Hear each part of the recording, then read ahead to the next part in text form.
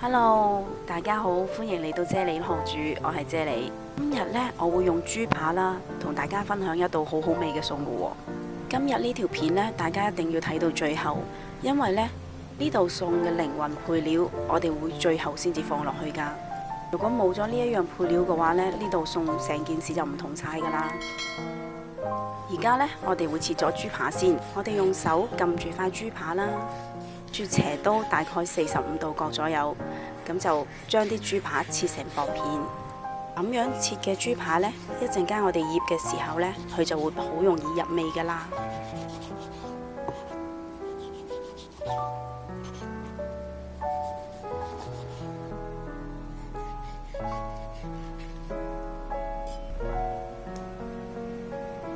我哋而家呢，就已經將豬扒呢切成薄薄嘅肉片啦。大概呢，切到好似而家我手上面揸住嘅咁樣就差唔多噶啦。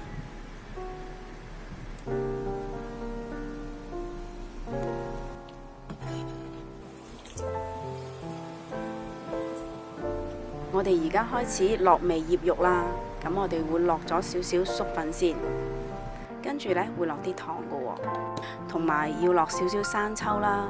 通常呢，我係唔會用鹽嚟醃啲肉噶喎。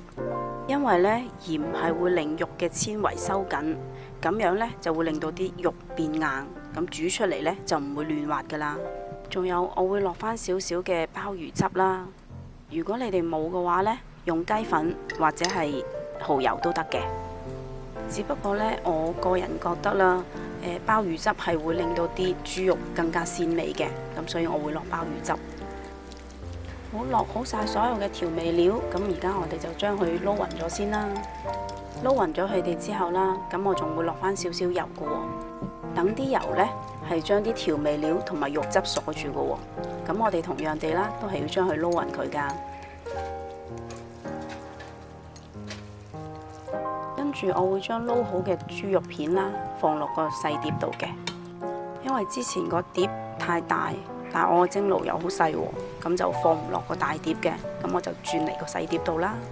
我哋而家呢，就將啲肉片呢盡量鋪開，鋪薄啲喺個碟度嘅，咁樣蒸起上嚟呢，啲肉就會比較容易熟啦。我而家呢，就將啲滾水啦就倒落個蒸爐度嘅喎，咁樣呢，就可以慳翻煲滾水嘅時間啦。而家呢，我哋就可以將啲肉片擺落個蒸爐度蒸噶啦。我哋要將佢冚蓋啦，蒸13分鐘嘅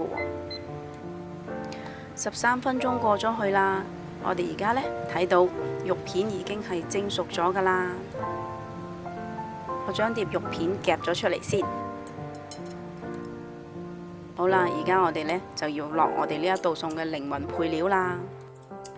佢就係榨菜絲啦。榨菜絲放咗落嚟之後呢，我哋就要將佢同啲肉片撈勻佢嘅喎。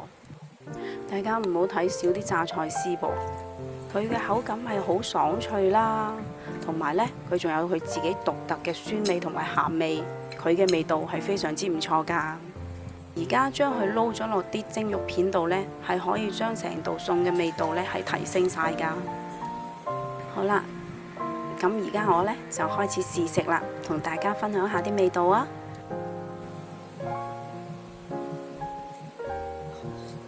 肉片呢係好嫩滑，好多汁嘅，咁同埋呢，榨菜佢又好爽口喎。成道餸呢，食起上嚟呢，唔會覺得好油膩啦，反而仲會覺得好開胃嘅喎。各位如果煮呢道餸嘅話呢，記得要煮多啲飯啊！簡單易整又非常之咁好送飯嘅榨菜蒸肉片就已經完成咗啦。各位如果係中意呢道餸嘅話，請你俾個 like 我啊，同埋記得訂閱我嘅 channel 啦。多謝你哋嘅收睇，我哋下一條片再見啦，拜拜。